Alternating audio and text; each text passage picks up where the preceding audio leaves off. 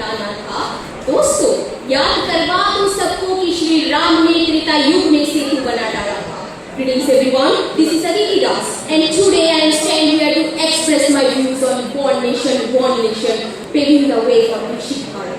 In simple terms, this one nation, one election refers to holding simultaneous election. That's Lok Sabha and state legislative assemblies were conducted elections together. But that's not a new idea, ladies and gentlemen, because from the adoption of the constitution, this type of simultaneous election was held from 1951 to 1967. But today, we must have started this one nation again, because our respected Prime Minister, Shri Narendra Modi said that the year 2047, India has become a developed nation.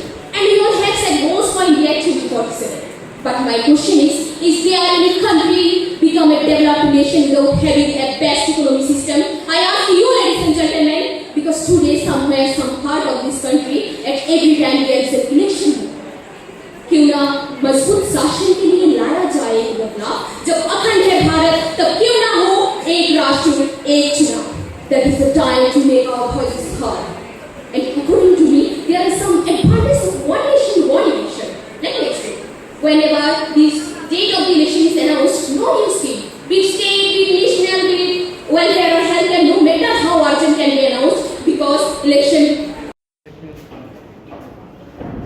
আজ বিলোনিয়া কলেজে আপনার আগমন এবং সেখানে youth পার্লামেন্টে যে অনুষ্ঠানটা নেওয়া হয়েছে সেই বিষয় নিয়ে যদি কিছু বলেন।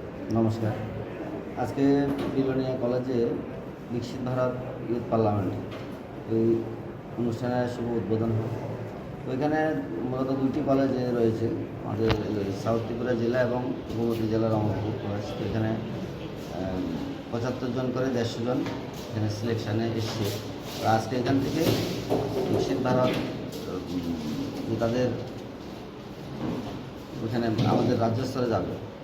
রাজ্য স্তরে টোটালি আমাদের 10 জন করে 20 জন 20টি জেলা থেকে যাবে।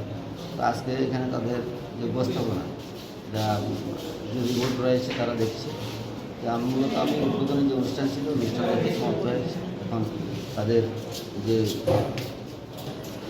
মূল প্রক্রিয়া যে বাছাই পর্ব এই কাজ এখন শুরু হচ্ছে। এবং স্যার ঈশ্বরচন্দ্র বিদ্যাসাগর মহাবিদ্যালয়ের আজকের এই উদ্বোধনে তারা এই পুরো অনুষ্ঠানটা আয়োজন করেছে। তো মহাবিদ্যালয়ের যা আয়োজন ছিল সে বিষয়ে যদি কিছু বলেন। খুব সুন্দর আয়োজন করেছে মহাবিদ্যালয়ে। এমনিতে আমি অবগত হয়েছি সারা ভারতবর্ষের মধ্যে যে 10টি কলেজ রয়েছে, এখানে যে ভিডিও আপলোড করা হয়েছে এর মধ্যে 10টি কলেজের মধ্যে মহাবিদ্যালয় রয়েছে এবং ত্রিপুরার মধ্যে সম্ভবত প্রথম স্থানে রয়েছে। এখান থেকেই বেশি সংখ্যায় ভিডিও আপলোড করা হয়েছে। তো খুব সুন্দর আয়োজন করা হয়েছে, এখানে সুন্দর ব্যবস্থাপনা রয়েছে।